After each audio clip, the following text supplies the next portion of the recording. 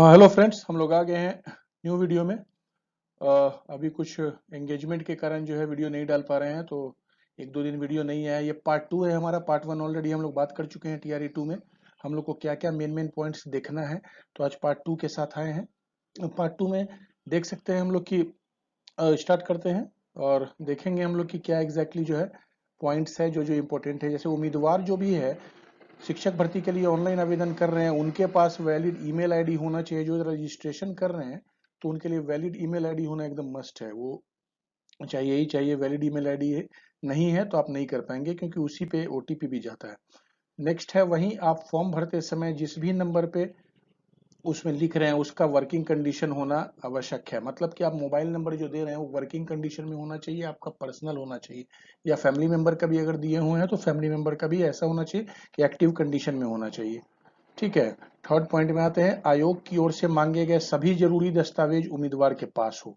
यदि दस्तावेज नहीं होंगे तो आपका फॉर्म कैंसिल हो सकता है। मतलब आपके पास देखिए टीआरई वन में जैसे देखा गया है, स्टेट का सर्टिफिकेट नहीं है, सीटेट का सर्टिफिकेट नहीं है, इसको लेकर अभ्यर्थियों का रिजल्ट होने के बाद भी कैंडिडेचर रद्द हो रहा है। तो ये चीज देखना है। और आप लोग को जो है जितना भी आपके पास दस्तावेज मौजूद है तभी अप्लाई कीजिए। अगर नहीं मौजूद है तो फिर आप अप्लाई मत कीजिए, अगर आपके पास वैलिड डॉक्यूमेंट्स नहीं है। और अगर वैलिड मतलब आप एलिजिबल हैं लेकिन डॉक्यूमेंट्स नहीं है तो आप उपलब्ध करवाइए वैलिड डॉक्यूमेंट्स, उसके बाद अप्लाई कीजिए। विदाउट अवेलेबल के आप अप्लाई मत कीजिए। ठीक है। तो ये इंपॉर्टेंट होगा, क्योंकि बाद में जाकर के इसको इशू हो सकता है। फोर्थ, ऑनलाइन फॉर्म भरते वक्त उम्मीदवार को दस्तावेजों की स्कैन कॉपी अपलोड करना अनिवार्य है। तो आप सारे डॉक्यूमेंट का ऐसा ना करने पर फॉर्म कैंसिल हो सकता है। मतलब कि ऑनलाइन फॉर्म कैंसिल हो ही जाएगा। ऑनलाइन फॉर्म भरते वक्त आपका दस्तावेजों की स्कैन कॉपी आपको अपलोड करनी होगी। जैसे कि आप अपना रेसिडेंस बिहार दिखा रहे हैं तो बिहार का डोमिसाइल देना होगा। अगर अपना कास्ट दिखा रहे हैं, जाति दिखा रहे हैं, तो आपका उसका देना होगा स्कैन कॉपी। उसके बाद आप अपने स्टेट सीटेट दिखा रहे हैं, कुछ भी दिखा रहे हैं तो उसका आपको स्कैन कॉपी मतलब उसमें अपलोड करना होगा। आधार कार्ड है तो आधार कार्ड का स्कैन कॉपी अपलोड करना होगा। तो ये सारे का स्कैन कॉपी आप बना लीजिए। देखिए स्कैन कॉपी कभी जो है डिजिटाइज्ड वर्जन से मत बनाइएगा। मतलब कि जो पीडीएफ, मान लीजिए आप आधार के साइट पे जा करके जो पीडीएफ डाउनलोड होता है उसको डायरेक्टली कन्वर्ट करके, अब उसमें क्या है कि 100 केबी का आपको रहना पड़ेगा। 100 केबी का रखना है आपको। इसमें दिया हुआ है कि 100 केबी का आपको ये सारे इमेजेस रहनी है। तो 100 केबी का करने के लिए जो है आप क्या कीजिएगा कि उसको पहले स्कैन करा लीजिएगा शॉप में। शॉप में ही जो है उसको जो है 100, या आपके घर में उपलब्ध है प्रिंटर तो घर में ही स्कैन करके आपको उसको जो है 100 केबी का कर लीजिएगा। उसको कन्वर्ट कर लीजिएगा, कंप्रेस कर लीजिएगा। बहुत से एप्लीकेशन आता है, ऑनलाइन भी मौजूद है और ऑफलाइन भी सॉफ्टवेयर बहुत सा आता है जो इमेज को कंप्रेस कर देता है। तो ये इंपॉर्टेंट है।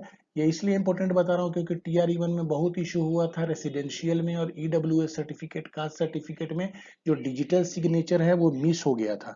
जो लोग भी पीडीएफ का जो जो ऑफिशियल कॉपी वेबसाइट से डाउनलोड होती है उसको, मान लीजिए 500 केबी का ऑफिशियल साइट से डाउनलोड हुआ, उसको आपने कंप्रेस किया पीडीएफ को, तो उसमें पीडीएफ को कंप्रेस करने से डिजिटल सिग्नेचर गायब हो गया। तो वो डिजिटल सिग्नेचर जो है आपका गायब नहीं करने के लिए आपको क्या है कि हार्ड कॉपी को स्कैन करना पड़ेगा। मतलब कि कोई भी कॉपी है उसको हार्ड कॉपी को स्कैन कीजिए और स्कैन करके फिर उसको कंप्रेस कीजिए। ठीक है। डायरेक्ट पीडीएफ को जो है कन्वर्ट मत कीजिए। ठीक है। डायरेक्ट पीडीएफ को कन्वर्ट कीजिएगा तो आपका डिजिटल सिग्नेचर गायब हो सकता है। तो इसलिए जो है आप लोग इसको समझ जाइए।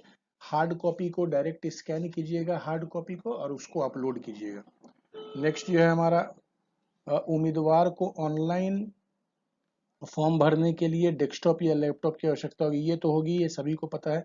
इसी के साथ ध्यान है आपके वेबकैम की क्वालिटी अच्छी हो। मतलब कि आपका ऑनलाइन फोटो लिया जाएगा। ऑनलाइन फोटो लिया जाएगा मतलब सारा एप्लीकेशन फॉर्म भर दीजिएगा। तो फिर आपका जो है फॉर्म भरते टाइम में ही जो है वेब कैम के थ्रू, जो आपके लैपटॉप में या डेस्कटॉप में वेब कैमरा लगा हुआ है, वो वेब कैमरे के थ्रू आपका जो है उसमें फोटो आपका लेगा। तो आपका जो है वो क्वालिटी वेबकैम की थोड़ा बेटर होनी चाहिए कि आपका फोटो सही से आ सके। ठीक है। नेक्स्ट पॉइंट में, फॉर्म में अपलोड किए गए हिंदी एवं अंग्रेजी के हस्ताक्षर की स्कैन कॉपी जेपीजी फॉर्मेट में अनिवार्य है, वह 15 केबी का हो सकता है। ठीक है। इससे ज्यादा की फाइल एक्सेप्ट नहीं की जाएगी। तो आपका फोटो जो है सिग्नेचर जो है वो फॉर्मेट देख लीजिएगा कि आपका हिंदी और अंग्रेजी में सिग्नेचर स्कैन कॉपी में जेपीजी फॉर्मेट में होना चाहिए, अदर फॉर्मेट में नहीं आपका एक्सेप्ट होगा, और उसका साइज 15 KB ही होना चाहिए। ठीक है, नेक्स्ट हम लोग एक न्यूज़ है इम्पोर्टेंट है, तो इसके लिए हम लोग बात कर लेते हैं। ये हम लोग का स्टेट 2023 सर्टिफिकेट नंबर और डेट से है।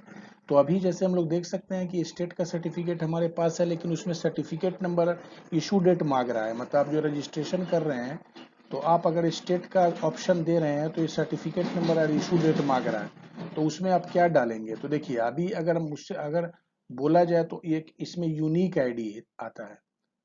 आप यूनिक आईडी डाल सकते हैं, और डेट जो है आप जो डाल सकते हैं वो 3/10 3/10/2023 डाल सकते हैं। ये सीटेट मतलब स्टेट का रिजल्ट जो हम लोग का रिलीज हुआ था, ये स्टेट रिजल्ट का रिलीज डेट है ये स्टेट का। तो ये डेट आप डाल सकते हैं, ये डेट में चला जाएगा, और सर्टिफिकेट नंबर में आपका बीएससी ये यूनिक आईडी ये चला जाएगा। अभी अगर आप कर रहे हैं रजिस्ट्रेशन तो आप ये डाल सकते हैं। अगर आपको कंफ्यूजन थोड़ा भी लग रहा है तो आप वेट कर लीजिए 1-2 दिन, में भी ऑप्शन देगा या इसको लेकर के कोई ऑफिशियल नोटिफिकेशन आएगा बीपीएससी के साइट पे। तो यही चीज़ है, लेकिन आप डाल सकते हैं बीएससीबी का यूनिक आईडी, क्योंकि ये यूनिक आईडी है। और आपका इशू डेट भी जो है वो आपका रिजल्ट आया था 3/10 को, तो 3/10 का ही होगा। ठीक है, तो यही न्यूज़ था पार्ट 2। फिर पार्ट 3 के साथ हम लोग आएंगे, उसमें और भी इंपॉर्टेंट डिस्कशंस करेंगे जो जो हम लोग के लिए इंपॉर्टेंट बात सब है। चलिए ठीक है, थैंक यू।